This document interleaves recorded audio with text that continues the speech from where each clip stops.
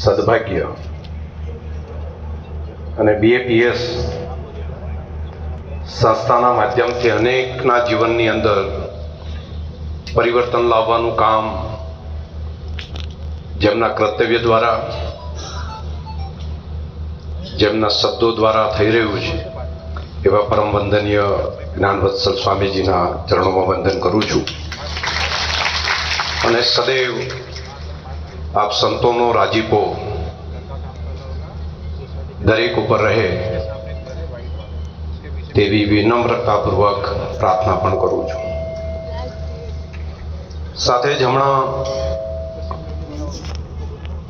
એક ઉર્જા સાથે, પોતિકાપણાના ભાવ સાથે અને પ્રગતિ કરવા માટેની દિશા જેમના થકી મળી છે એવા આત્મીય,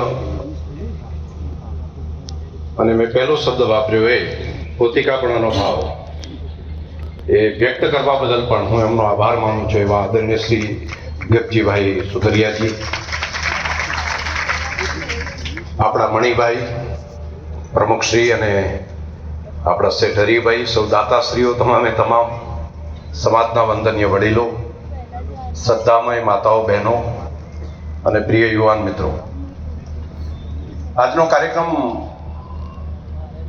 મનને હરખ થાય એવો છે.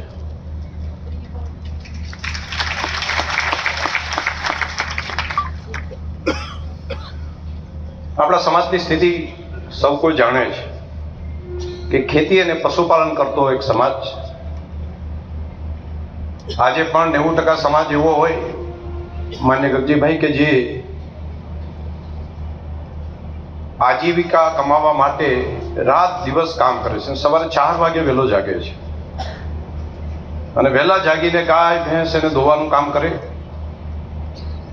અને 4 વાગે જાગીને છેક રાતના 9 વાગ્યા સુધી સતત મહેનત કરે છે. અમેરિકામાં 8 કલાક કામ કરતા હશે, અહીંયા આગળ 16 કલાક, 12 14 કલાક કામ કરે. અને એમાં પણ માતાઓ બહેનો કામ કરે. પુરુષ આખો દિવસ ખેતીનું કામ કરે, મહિલાઓ પશુપાલનનું કામ કરે અને બે ભેગા થઈને પોતાનું પેટીયું તો રડે, પણ પેટીયું રડવાની સાથે સાથે એમાંથી જે પૈસા બચે એમાંથી પોતાના દીકરા દીકરીને ભણાવવા માટે ખર્ચ કરે. અને એવો વર્ગ જે સમાજની અંદર 90% જેટલો હોય, અને એવો એક સમાજ છે, એમાંથી 10% લોકો એવા કે આર્થિક થોડાસા ઠીક સક્ષમ બન્યા કે પોતે પોતાની રીતે જીવી શકે, અને એમાંથી 2% વર્ગ એ આર્થિક સંપન્ન બન્યો.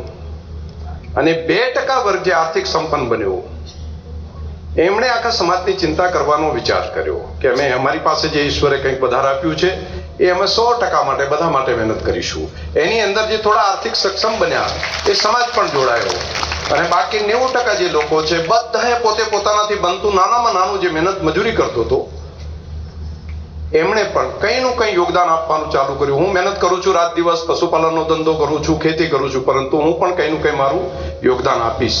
આ ભાવ સાથે એક નવી ક્રાંતિ કરવાનું કામ આ શૈક્ષણિક સંસ્થાના માધ્યમથી કર્યું છે. એટલે પહેલા તો હું તમામ દાતાશ્રીઓને હૃદયથી અભિનંદન અને વંદન કરું છું આ કામ માટે. જેની પાસે કંઈક છે, હેવ એન્ડ હેવ નોટ, આ બધી જગ્યાએ રહેવાનું, પરંતુ હેવ એન્ડ હેવ નોટ માટેની ખાઈ પૂરી કરવાનું કામ કરવું. જેની પાસે કંઈક છે એવું લાગે કે માત્ર મારા માટે નથી, પરંતુ જેની પાસે નથી એના માટે પણ હું વિચાર કરીશ. આ ભાવ એ આપણો મૂળ ભાવ હતો. આજના સમાજનો જે મૂળ ભાવ, નાનામાં નાનું કંઈક આવ્યું, ખેતીની અંદર કંઈક થોડું પણ ખેતીનો પાક આવ્યો તો ગામના ઢોલ વગાડવા વાળા ઢોલીના ભાગમાં પણ જઈને 10 કિલો અનાજ આપવાનું, આ એનો ભાવ. ગામની અંદર માટી કામ કરતો જે કુંભારભાઈ હોય એના માટે પણ જઈને દઈ, એના માટે પણ આ અમારો ભાવ. એમ અમે એને દિવાળીના પ્રસંગે માટીના વાસણ આવી જાય અમારે એને આપવું જોઈએ, આ અમારો પ્રજાપતિભાઈ છે એને અમારે આ ટેવ, એ અમારો એ ભાવ એમ. અને માત્ર એક બીજી જ્ઞાતિઓ માટે નહીં, સવારે વહેલા ઉઠીને પહેલી એક મુઠ્ઠી અનાજ એ પંખીઓ માટે નાખવાનો, આ આપણો ભાવ, આ આપણા સંસ્કારો. કે નહીં, હું એકલો નહીં ખાઉં, હું જે કંઈ કરું છું ભલે મને જેટલું મારા પેટ માટે કરું છું, પરંતુ હું બીજા માટે પણ કરીશ. સવારે રોટલી ઘડે દરેક બેન તો કોઈ ઘર એવું બાકી ના હોય કે એમાંથી 2 રોટલીઓ અલગ ના કાઢી હોય. એક ગાય અને કૂતરા માટે પણ કરે અને એક કોઈ અભ્યાગત માટે પણ કરે કે કોઈ ઘરે કોઈ માગવા આવશે ને તો અમારે ત્યાં ભૂખ્યું નહીં જાય. આ ભાવ એક સંસ્કારોમાં મળેલી આ પરંપરા આપણને સતત મળ્યા કરી. એવા સંસ્કારો સાથે ઘડાઈને તૈયાર થયેલું અને એમાંથી જે 2% સમાજના વડીલો જે ફોરેન ગયા, વિદેશ ગયા અને એમણે અહીંયા રહીને આર્થિક સક્ષમ બન્યા અને તેમણે બધાએ વિચાર કર્યો કે જે હજુ પાછળ રહી ગયા છે એના માટે આપણે ચિંતા કરીએ અને એના બીજ સ્વરૂપ આ સંસ્થાનું નિર્માણ થયું. અને માત્ર સંસ્થાનો વહીવટ કર્યો એવું નહીં, જે વહીવટ કરવામાં જે ટીમ આખી બેઠી છે લગભગ બધા દાતાઓ છે. એટલે હું ખાલી પૈસા આપીશ એવું નહીં, પરંતુ પૈસાની સાથે સાથે સમયનું પણ યોગદાન આપીશ. મણિભાઈ, તમારી સમગ્ર ટીમને હું હૃદયથી ખૂબ અભિનંદન આપું છું. આ આપણા સમાજ માટે એક ગૌરવની બાબત છે કે ખાલી પૈસા આપવાની સાથે સાથે આ પણ સહયોગ કરીશું. મને યાદ છે 20 વર્ષ પહેલા અમે મળ્યા હતા ત્યારે વોટર પાર્કની અંદર શંકરભાઈને ત્યાં બધા વિચાર તો ઘણા વર્ષથી ચાલતો હતો શિક્ષણનું કંઈક કરીએ. હજુ ઘણા બધા ગરીબ છે, પાછળ છે, કેટલાક લોકો તો હજુ ઝૂંપડાની અંદર રહે છે. આજે પણ સાબરકાંઠાના કેટલાક ગામોની અંદર ટ્રાઇબલ બેલ્ટમાં રાપરનો તાલુકો હોય, અહીંયા વાવ જેવો વિસ્તાર હોય, ત્યાં બધી જગ્યાએ આજે પણ દારૂણ ગરીબાઈમાં જીવવાવાળો પણ 2-5% સમાજ એ આપણે એની અંદર જોઈએ. બાકી પેટીયું રળવાવાળું મોટા ભાગે મહેનત મજૂરી કરીને ખેતી કરીને તૈયાર થવાવાળો સમાજ. તેના માટે કંઈક કરવું જોઈએ એવો વિચાર કર્યો. 20 વર્ષથી ચાલતું હતું. પરંતુ આ બધા દાતાઓને પૈસા આપવા શંકરભાઈ હોય બધા લોકોને પણ પોલિટિશિયનોની બહુ બીક લાગે. અને પોલિટિશિયનોની બીક એટલે અમે આમ જે ચૌધરી શબ્દની સાથે જ આમ નેતાગીરીનો સ્વભાવ અમારો, એટલે એમ લાગે બધા નેતા હોઈએ અમે. એટલે લાગે કે અમે કરીએ ખરી પણ પછી અમને ચાલવા દેશે એમ. અજાણ્યો ભય, અનનોન ભેદ જે કહેવાય, અજાણ્યો ભય. અને એવું લાગે કે આપણે તો ગામની અંદર હોય તો ગામની આગેવાની ત્યાં આગળ લેતા હોઈએ, તો પછી અહીંયા થશે તો શું થશે. અમારા હરિભાઈ શેઠ હતા, બધા લોકો ખૂબ ચર્ચા કરી. એક વખત તો નક્કી કર્યું કે બધા કરોડ રૂપિયા આપીને 100 લોકો ભેગા થઈને 100 કરોડનું કરીએ. એવું વાત લગભગ 20 વર્ષ પહેલા થયું. અને એવા લોકો ત્યારે પણ અમેરિકાથી આવ્યા, બધા તૈયાર થયા, પણ ફરી પછી ડર થયો. એક વખત આ કનુભાઈ, હરિભાઈ શેઠ, ત્યાંથી આપણા શંકરભાઈ, મણિભાઈ, બાકી બધા મિત્રો ભેગા થઈને રમેશભાઈ, બધા મારા ખેતર એક દિવસ આવ્યા. બોરુડા શેખ બોર્ડર ઉપર, પાકિસ્તાનની બોર્ડર ઉપર મારું ખેતર છે. અને ત્યાં આવીને બેઠા અને કીધું, શંકરભાઈ, કરવાનો મનનો ભાવ તો ચાલે છે, પણ ખરેખર કરી શકાશે? શું કરી શકાશે? એટલે પણ કે અમને એમ લાગે છે કે, મેં કીધું થઈ શકશે, તમે ચિંતા શું કામ કરો છો? વાળું ત્યાં આગળ બેઠા, જમ્યા શાંતિથી અને છેલ્લે નક્કી કર્યું કે તમે કરો, અમે બધા તમારી સાથે છીએ. અમે કોઈ પોલિટિશિયનોનો ડર તમે ના રાખશો, અમે બધા તમને સહયોગ કરવા વાળા છીએ. બધા રાજકીય આગેવાનોનો ડર તમે ના રાખો, અમે બધા તમને સહયોગ કરીશું. અને આપણે સંકલ્પ પણ એવો કરીએ કે આ સંસ્થા જે ચાલશે એમાં કોઈ રાજનેતા ટ્રસ્ટી તરીકે એના બોર્ડમાં નહીં રહે. આવો આપણે સંકલ્પ જાહેરમાં કરીશું. તમે શું કામ ચિંતા કરો છો? અને પછી બધાએ હિંમતપૂર્વક ધીમે હું આ એટલા માટે કરું છું કે જાહેર જીવનમાં બેઠેલા પણ ઘણા બધા મારા મિત્રો અહીંયા બેઠા છે, તો આપણી આબરૂ કેવી છે એનો ભય કેવો છે, અજાણ્યો ભય, એ પણ પેલું મનની અંદર આવે. પરંતુ ખૂબ સારી શરૂઆત કરી. વેલ બેગન ઇઝ આફ્ટર, ખૂબ સારી શરૂઆત થઈ. અને પૈસા તો આજે થઈ ગયા છે, પરંતુ એનો ખર્ચ ક્યાં કરવો એ તમારા માટે સૌથી મોટો પડકાર હશે. જેટલો જ પડકાર તમારે દાન ભેગો કરવાનો છે મણિભાઈ, એનાથી વધારે પૈસાનો ખર્ચ ક્યાં કરવો એ તમારા માટે સૌથી મોટો પડકાર આવશે. અને યોગ્ય જગ્યાએ પૈસા ખર્ચાય. અને ઇન્વેસ્ટમેન્ટ ક્યાં કરવું? તો ઇન્વેસ્ટમેન્ટ માત્ર બિલ્ડિંગમાં કરવું, અને બિલ્ડિંગમાં કરવું તો કેટલું કરવું? તો અને ખર્ચ અને રોકાણ એની ડેફિનેશન પણ તમારે નક્કી કરવી પડે. હું એવું માનું છું કે તમારે રોકાણ માઇન્ડમાં કરવું જોઈએ, ક્વોલિટી એજ્યુકેશનમાં કરવું જોઈએ, સ્કિલમાં કરવું જોઈએ.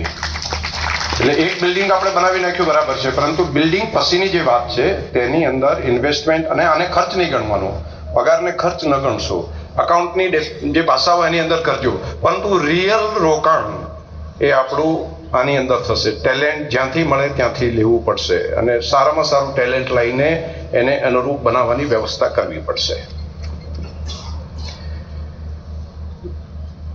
બીજું, માત્ર આર્થિક ઉપાર્જન માટે જ સમાજ કામ કરે એવું પણ ના હોય. આર્થિક ઉપાર્જન જરૂરી છે, આર્થિક સક્ષમ થાય એની એક શક્તિ મળતી હોય છે, અને આર્થિક લોકો જ આટલા બધા સક્ષમ છે ત્યારે આ દાન આપી શકે, આ ઇન્સ્ટિટ્યૂટ કરી શક્યું, એ જરૂરી છે. પરંતુ એવું ન થાય કે માત્ર પૈસાની પાછળ પડીને આપણે આપણા એથિક્સને ભૂલી જઈએ, આપણા સંસ્કારોને ભૂલી જઈએ, આપણી સ્ટ્રેન્થને ભૂલી જઈએ. તો આપણી સ્ટ્રેન્થ અને વીકનેસ બંનેને આપણે જોવું જોઈએ કે આપણી વીકનેસ છે તો એને આપણે કઈ રીતે ડાઉન કરીએ, અને આપણી સ્ટ્રેન્થ છે એને કઈ રીતે ઉજાગર કરીએ. આપણી સ્ટ્રેન્થ આપણું શરીર છે, આપણો મજબૂત બાંધો છે. તો ક્યાંય એવું ન કરીએ કે પૈસાની લાઈનની અંદર આપણે એવડા મોટા પેટ થઈ જાય, એવા આપણા શરીર થઈ જાય કે આપણે આયુષ્ય જ ખોઈ બેસીએ, આપણે હેપીનેસ ખોઈ બેસીએ, આપણે આપણું જીવન ખોઈ બેસીએ, આપણે જે જીવન માણવું છે એ ન મેળવી શકીએ. તો આપણે જે વિકાસ કરીએ છીએ તેની સાથે સાથે આપણી શરીર તંદુરસ્તી અને મજબૂત બાંધો, આને પણ આપણે ધ્યાન ઉપર લેવું પડશે. અને બીજું કામ, આપણો પરોપકારનો ભાવ છે, દાન આપવાનો ભાવ છે, એ સંસ્કારોને ક્યાંય આપણે ભૂલી ન જઈએ. એટલે નાનામાં નાનો માણસ પણ યોગદાન આપે, સમાજમાં સહેલામાં સહેલો માણસ. આપણે ગામની અંદર પણ કંઈક ગૌ માતાનું કામ હોય તો એના માટે આપણે ચિંતા કરતા હોઈએ છીએ, પર્યાવરણ માટે પણ આપણે ચિંતા કરતા હોઈએ છીએ. એક ઝાડ હોય તો ઝાડ કપાતું હોય તો એના માટે આપણે લડીએ છીએ. તો બધા સંસ્કારોને આપણે સાચવી રાખીને પ્રગતિની દિશાને આગળ વધારીએ. અને આધ્યાત્મિક જે આવનારા સમયની અંદર સ્પિરિચ્યુઅલ સોફ્ટ પાવર છે, આધ્યાત્મિક શક્તિ, એ પણ સાથે સાથે ડેવલપ કરીએ. અને જે આ પેઢી માટે જ કામ કરીએ તેવું નહીં, મેં અગાઉ પણ કહ્યું હતું, ફરી કહું છું, એની શરૂઆત ગર્ભ સંસ્કારથી કરવી પડશે, ગર્ભ સંસ્કારના કામથી કરવી પડશે. અને ગર્ભ સંસ્કારના કામથી કરીને બાળકનો ઉછેર પણ એ પ્રમાણે કરીએ કે રાષ્ટ્ર માટે જરૂરી સશક્ત શરીરવાળા, સશક્ત મનવાળા, સશક્ત બુદ્ધિવાળા, સ્થિર ચિત્તવાળા અને ઉચ્ચ આત્મા ધરાવતા નાગરિકો આ રાષ્ટ્ર માટે નિર્માણ કરવાનું કામ પણ આપણે કરવું પડશે. અને આ શક્ય છે, આ સંસ્થાના માધ્યમથી આપણે કરી શકીએ. કેમ? યુનિટી છે આપણી. યુનિટી એ પ્રમાણની છે કે અહીંથી મણિભાઈ તમે નિર્ણય કરીને મૂકો, એનો અમલ કરવાવાળી આખી સમાજ તૈયાર છે. પરંતુ આપણે માત્ર વિચારવાનું, માત્ર ભૌતિકતાનો વિચાર કરીશું તો મને લાગે છે કે કંઈક અધુરાશ હશે. અને એવું ન વિચારીએ કે એક વખત આર્થિક સક્ષમ થયા પછી બાકીના બધા વિચાર કરીશું. નહીં, આર્થિક ક્ષમતાની સાથે સાથે આ વિચારો પણ આપણે બધાએ કરવા પડશે. અને સ્ટ્રેન્થ શું છે? તો આપણું સારું શરીર એ સ્ટ્રેન્થ છે. તો આવનારા સમયમાં ખેલકૂદની દુનિયા, એમાંય ગુજરાતની અંદર જ્યારે કોમનવેલ્થ આવતું હોય, જ્યારે ઓલિમ્પિક્સની પણ તૈયારીઓ થતી હોય, તો એ વખતે આપણા દીકરા દીકરીઓને ખેલકૂદની દુનિયામાં પણ આગળ વધારવા માટેનો વિચાર કરવો જોઈએ. આ કામ પણ એટલું જ મોટું છે, માત્ર આઈએએસ આઈપીએસ નહીં. ચલો ઠીક છે, આઈએએસ આઈપીએસ નું પણ કરવો, પરંતુ સારી કંપનીઓની અંદર સીઓ બની શકે, ગ્લોબલી સીઓ બની શકે એ માટેની તૈયારી માટે એના એથિક્સ સાથેના લોકોનું તૈયાર કરવાનું કામ કરવું જોઈએ. જે 18 કલાક 20 કલાક ખેતીમાં કામ કરી શકતો હોય એ કોઈ પણ કંપનીની અંદર સીઓ તરીકે ગયો હશે તો એ પણ પોતાના બ્રેનના આધાર ઉપર એ કામ કરી શકશે. પરંતુ એને યોગ્ય એન્વાયરમેન્ટ આપવાનું કામ આપણે કરવું જોઈએ. આ 2-4 બાબતો તમારા બધાની વચ્ચે મૂકી છે. એક વિશાળ સંખ્યામાં જે સમાજના આગેવાનો વડીલો આવ્યા છે તેમને પણ મારી એક વિનંતી છે કે માત્ર આ પૈસાદાર લોકો છે એ જ દાન આપે અને આપણે ખર્ચા કર્યા કરીએ એવું ના હોય. આપણે બહુ મોટા ખર્ચા, જે મેં કીધું ને 90% સમાજ એ પણ પોતાના પૈસા ખૂબ બગાડે છે, ખૂબ મોટા મેળાવડા કરે છે, ખૂબ મોટા મહેમાન તેડાવે છે. બીમાર પડે તો 10, 20, 25 હજારનો ખર્ચો થયો હોય દવાખાનામાં, પરંતુ બીમારી પછી મહેમાનો તેડાવે એની અંદર 3 થી 4 લાખ રૂપિયા ખર્ચે છે. તો દેવામાં બીમારીના કારણે નહીં, આ ખર્ચના કારણે જાય છે. તો આમાં પણ બદલાવ લાવવાની વ્યવસ્થા કોણ કરશે? આપણે જ કરવી પડશે. લગ્ન પ્રસંગે પણ તમે વિચાર કરો ને, કેટલા મોટા ખર્ચા, કેટલા મોટું વ્યવસ્થાઓ, કેટલું મોટું બાકીનું બધી વ્યવસ્થાઓ કરવી, ઢૂંઢ કરવાની, ગંગા થાળી કરવાની. મને હમણે કીધું મહેમાન ભેગા કરવા, એટલે એક જણે કીધું, મેં કીધું કેમ? તો કે હરિદ્વાર મૂક્યા છે મારા મા બાપને. મેં કીધું વાહ, તમે તો બહુ સારું કર્યું. મેં કીધું કેમ આવો વિચાર આવ્યો? મને કે મહેમાન તેડાવા હતા ને એટલે. એટલે ગંગાજી જઈને આવ્યા એટલે મહેમાન તેડાવે બરાબર છે, પણ મહેમાન તેડાવા છે ને એટલા માટે જઈને ગંગાજી દર્શન કરવા જાઓ. તો આવો અદ્ભુત વ્યવસ્થાઓ જો હોય તો એમાં બદલાવ કરવો પડે કે ન કરવો પડે? હું તમને બધાને પૂછું, પાછળ બેઠા એમને લાગતું હોય બે હાથ ઊંચા કરીને તાલી પાડો, ગમતું હોય તો બધાને. હજુ ચાલુ રાખો બધા. આ સમાજનો મત છે, એને આપણે દિશા આપવાનું કામ વૈજ્ઞાનિક અભિગમ સાથે. એવું ન કરીએ કે માનવતાનું ગળું દુબાય, હેપીનેસ ઇન્ડેક્સને કંઈ નુકસાન થાય એવું ન કરીએ. એ રાખીએ, એના લીકેજીસ રાખીએ, એનો ગ્રે એરિયા પણ રાખીએ, પરંતુ બાકી આવા ખોટા ખર્ચાઓમાંથી બહાર આપણે બધી રીતે આવવું પડશે. અને આંજણો એટલે કોઈ પણ પ્રકારનું વ્યસન ન કરતો હોય, આંજણો એટલે દારૂ ન પીતો હોય, આંજણા માટેની આ ડેફિશિયન્સી હોય, આંજણો એટલે કોઈ ડ્રગ્સ ન પીતો હોય, એની અંદર ખોટા વહેમ, ખોટા અહંકાર એની અંદર ન રહે, ખોટા વ્યસનોની અંદર. હું તમે બધા એનઆરઆઈ માટે તમે જરા માફ કરજો, ત્યાંની શું કલ્ચર છે આઈ ડોન્ટ નો, પરંતુ આ ડેફિનેશન એ નીચે કામ કરતા નાના લોકો માટેની વ્યવસ્થા કરવી પડે. એ કહુંબા પીવે અને વળી પાછા કહે કે અમે આંજણા છીએ, તો મને લાગે છે થોડી શરમ ના આવવી જોઈએ આપણને. અને બહેનો ભાઈ ભૂલથી પણ ગુટખા અંદર ખાતી હોય તો શું એ આપણે ઠીક ન કરવું જોઈએ? અને આના માટે કોઈ પરિપત્ર કરવાની જરૂર નથી, પરંતુ એક વ્યવસ્થા તો આપણે ઊભી કરવી જ જોઈએ. મણિભાઈ, કામ કરતા રહો, ખૂબ સરસ કામ કરો અને બધા લોકો ખૂબ આગળ વધો. અને મનમાં એવો ભાવ કેમ રાખો છો? રજત જયંતિની અંદર આપણે હાજર ઉપસ્થિત છીએ. હા, હશો જ. અને આપણે તો માત્ર શરીરથી જીવીએ છીએ એવું શું છે? આપણો આત્મા તો અજર અમર છે. આપણે તો સદૈવ જ્યાં શું ત્યાં સુધી આ સારા કામને આપણે સતત આશીર્વાદ આપશું. એ રજત જયંતિ નહીં, 100 વર્ષ પૂર્ણ થશે ત્યારે પણ મણિભાઈ, આ બધા લોકો તમે આ કરેલું કામ છે ને, નામ રહંતા ઠાકરા, નાણા નહીં રહન, કીર્તિ કેરા કોટડા, પાડ્યા નહીં પડન. આ કામો જે તમે કર્યા છે ને એ કોઈ નહીં ભૂલે. આ તો નવો ઇતિહાસ તમે બનાવી રહ્યા છો. આ ઇતિહાસને આપણે માત્ર વાગોળશે તેવું નહીં, એને આગળ વધારવાનું કામ કરશે. અને હું આજે ગગજીભાઈનો આભાર માનીશ કે એમણે એક કમિટમેન્ટ પણ સાથે સાથે કીધું કે સાથે મળીને કામ કરીએ, ત્યાંથી કંઈક સારું છે તો આપણે શીખીએ, અને એના માટે દ્વાર ખુલ્લા છે.